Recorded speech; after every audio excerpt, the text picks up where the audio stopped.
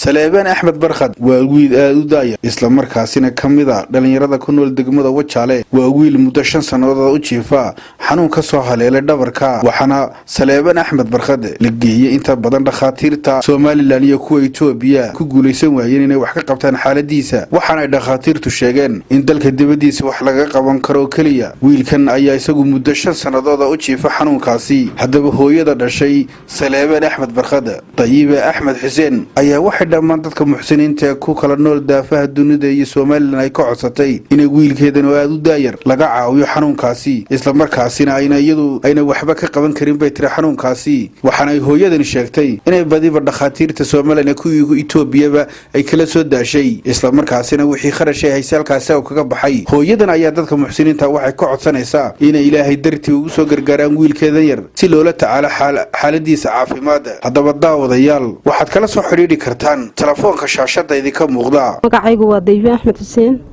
inkan ba iga buka waxaan dhaday waa 24 jir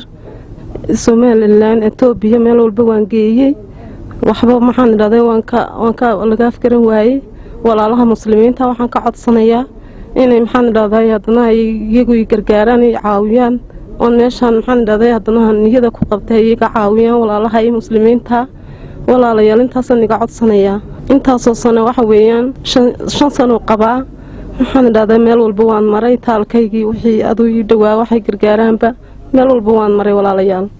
intaas aniga codsanaya walaalinaad gargaartiin waxaan doonayaa dalka gudihiisa dalka dibadiisa inankaas xanuunkiisa waxba aanu itaal waayay oo lafta dhabarka weeyaan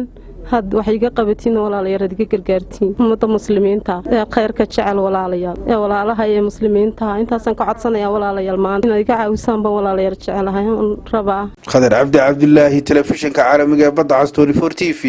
degmo ganacsiyeedka Wajaale